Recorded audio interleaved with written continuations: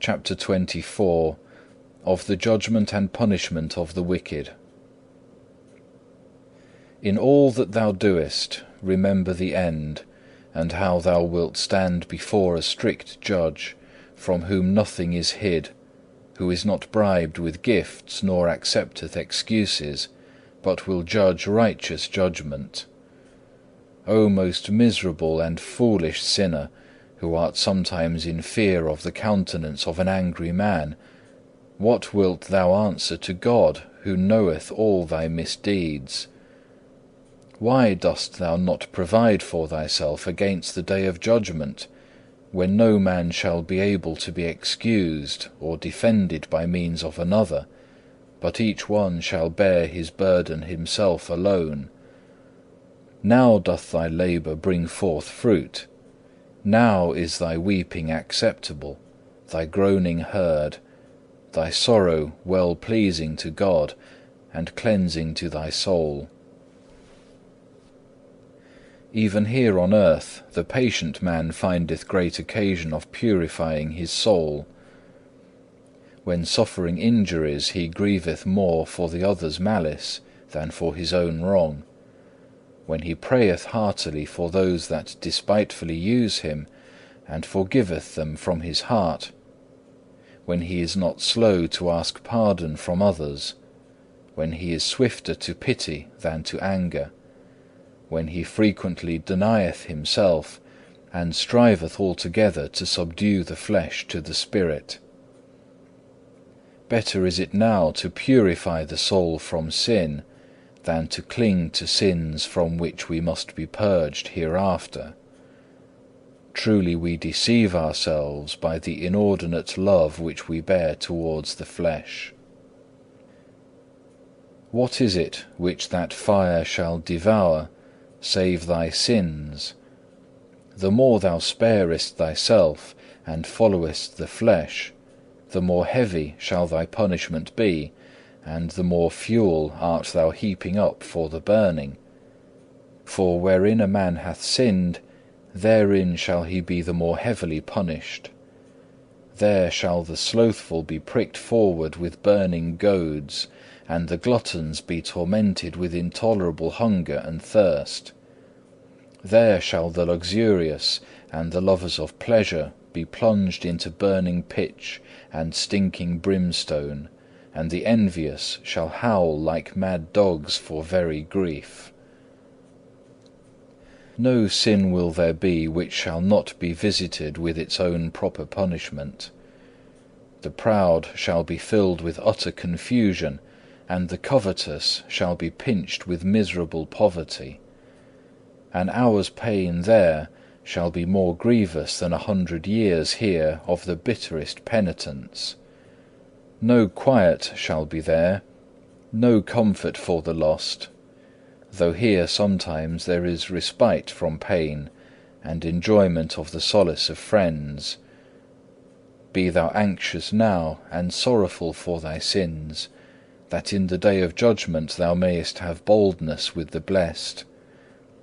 For then shall the righteous man stand in great boldness before the face of such as have afflicted him, and made no account of his labours.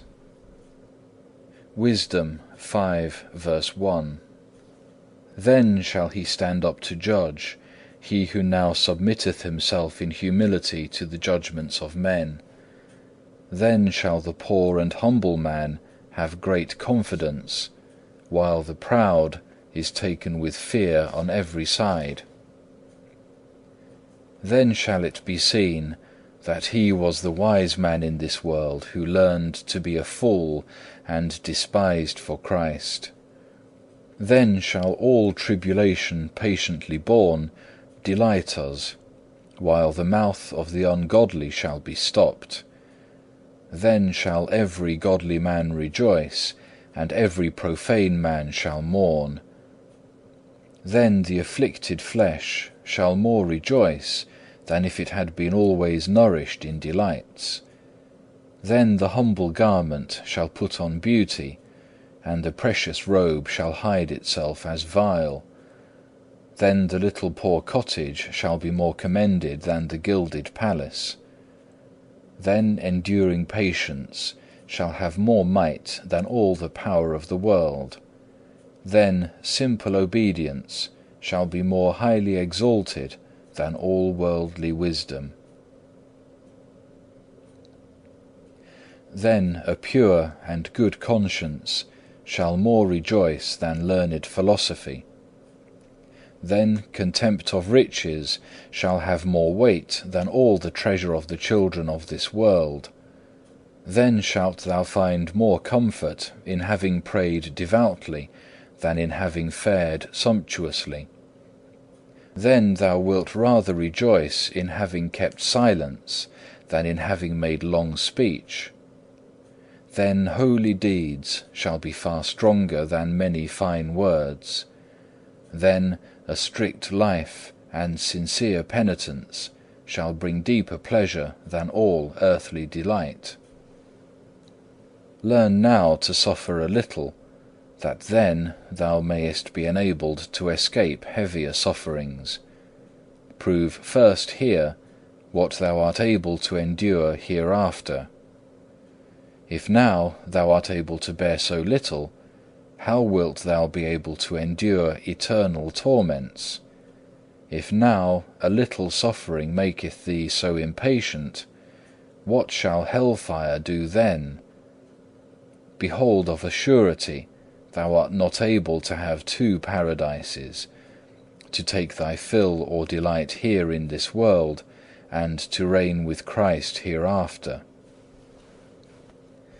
If even unto this day thou hadst ever lived in honours and pleasures, what would the whole profit thee, if now death came to thee in an instant?